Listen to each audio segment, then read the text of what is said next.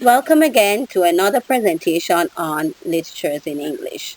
Today we will be looking at understanding poetry. I am your presenter, Anush Harrison Jackson. I trust that you'll find this presentation enlightening and useful. God bless.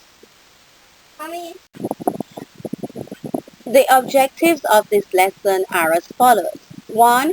To provide a basic understanding of poetry and the elements embedded in a poem. 2. To develop an appreciation of the title of a poem by discussing how it helps to unlock the poem. And 3. To be familiar with the various types of poems by giving relevant examples of these types. And 4. To complete activities on different poems. What is poetry? If I were to give you my own definition of poetry, I would say that poetry is the expression of life art in words. According to the Merriam-Webster's dictionary, poetry is writing that formulates a concentrated imaginative awareness of experience in language chosen and arranged to create a specific emotional response through meaning, sound, and rhythm.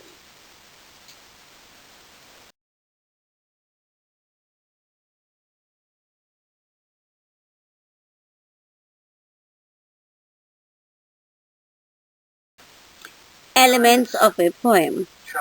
A poem may contain the following elements. 1. Morals. 2. Mood.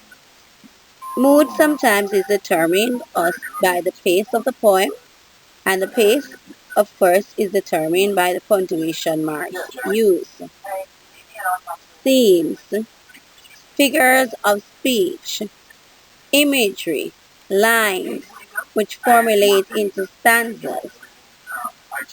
Title. These are some of the elements of a poem.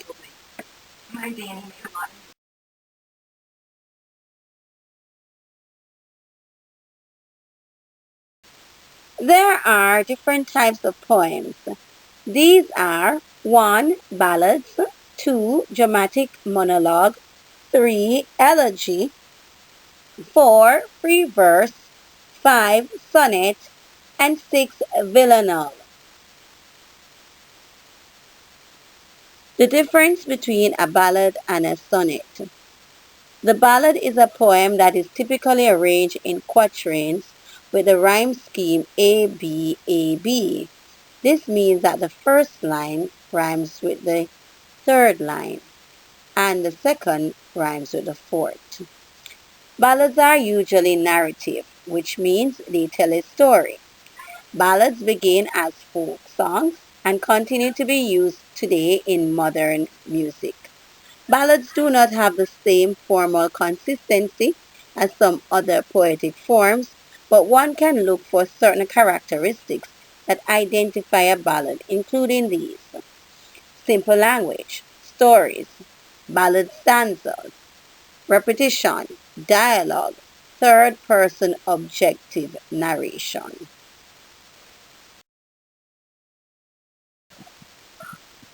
While a sonnet is usually a one stanza, 14-line poem written in iambic pentameter, the sonnet, which derives from the Italian word sonetto, means a little sound or song and is a popular classical form that has compelled poets for centuries.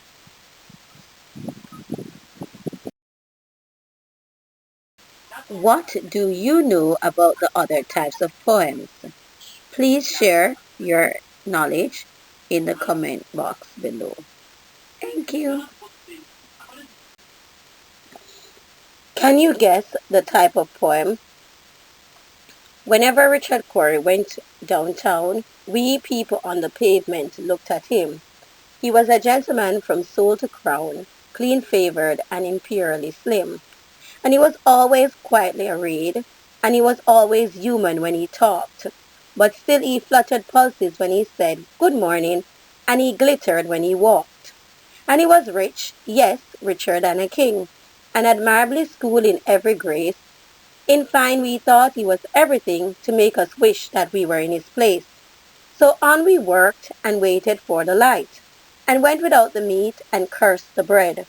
And Richard Cory, one calm summer night, went home and put a bullet through his head. Poetry written by Edwin Robinson. What type of poem is Richard Cory? Is it a free verse, B, a ballad, C, an elegy, D, dramatic monologue?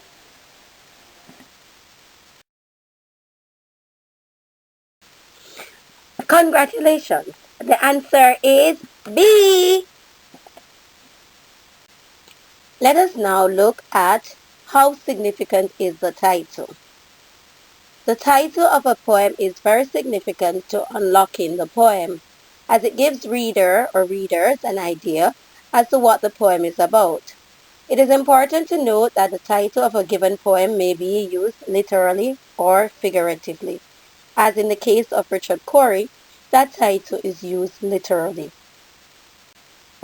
The title of a poem may be used figuratively, as in the case of the poem Master Day Done. This poem is a tribute to the great West Indian cricketer Vivian Richards. The title of the poem implies that the days of supremacy for the whites in the arena of cricket are over once Vivian steps on the field, as he was an outstanding batsman.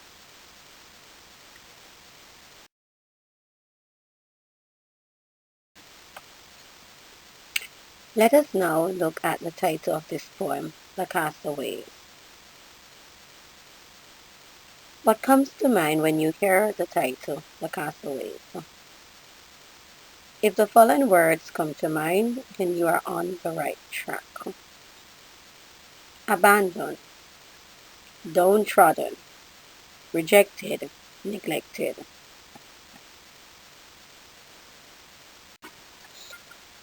Read the poem The Castaways by Claude McKay. After you have read this poem, try and answer the questions given. Question 1. The title is significant because it A. casts the poem in a good light, B. summarizes the main idea in the poem, C. brings out the excitement, D. is an understatement of the theme. Question 2. An example of change of tone is A. springing triumphant from the pregnant earth, line 2. B. but seated on the benches daubed with green, line 9. C. the castaways of life, a few asleep, line 10. D. chirping and dancing for the season's birth, line 4. Which of the following best describes the speaker's attitude to the castaways? Question 3. Is it A. sympathetic, B. distant, C. neutral, D. condescending? Question 4. This poem is A. an ode, B. a sonnet, C. an elegy, D. a ballad. Question 5. The poem is best described as 1. An expression about the beauty of nature, 2. exploring the contradictions of life, 3. a portrayal of the sufferings of the elderly, 4. a condemnation of evil. Is it A. 1 only, B. 1 and 2, C. 1 and 4, or D. 1, 2, and 3 only?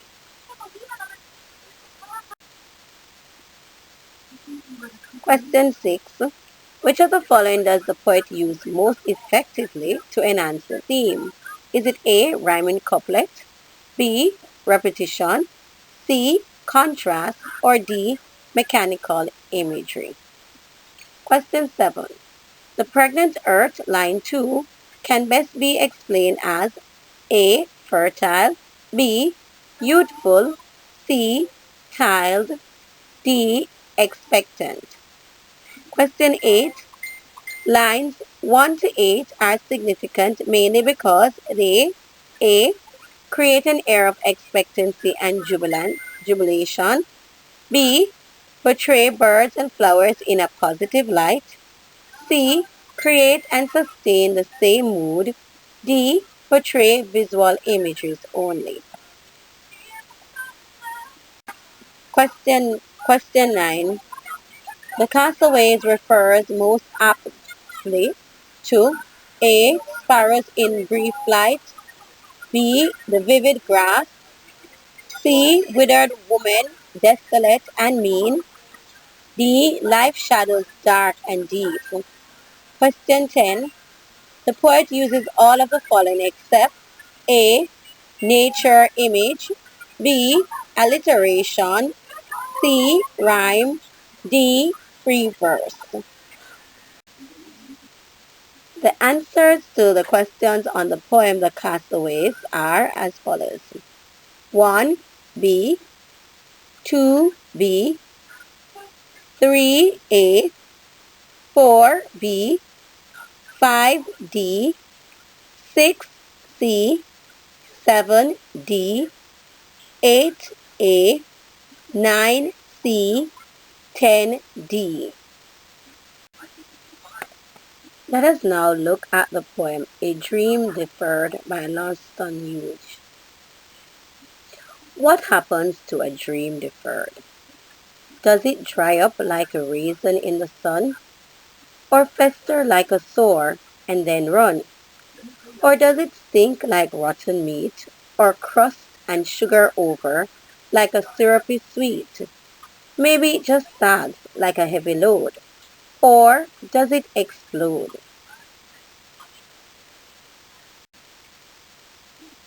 Questions on the poem A Dream Deferred. Question 1. The poet uses all of the following devices in line 1. 1. Alliteration. 2. Metaphor. 3. Rhetorical question. 4. Paradox. Is it A. 1 and 2, B. 1 and 3, C. 1, 2 and 3, or D. 4 only? Question 2. The poem explores mainly the theme of A. Dreams and aspiration. B. Attitude to power and authority. C. Decay. D. Self-destruction. Question 3. The image of self-destruction is portrayed in the following lines. A. Stink like rotten meat. B. Fester like a sore. C. Crust and sugar over. D. Does it explode? Question 4 and 5. Question 4.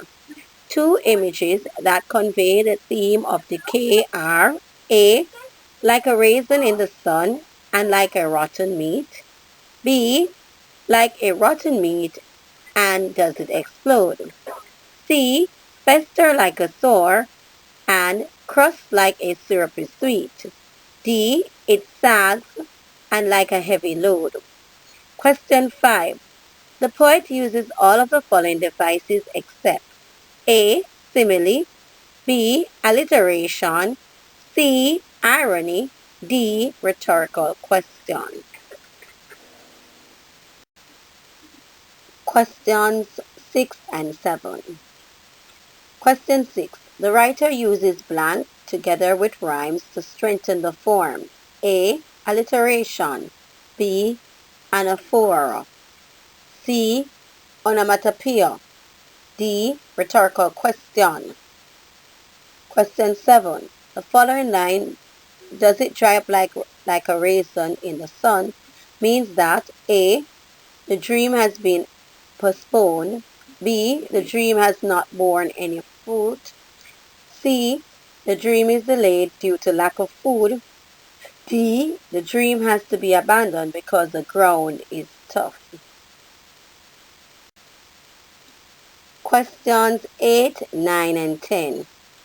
All of the following are end rhymes used in the poem. 1. Sun and run. 2. Meat and sweet. 3. Load and explode. For, over, and load. A, 1 and 2. B, 2 and 4. C, 1, 2 and 3. D, 1, 2 and 3. Question 9.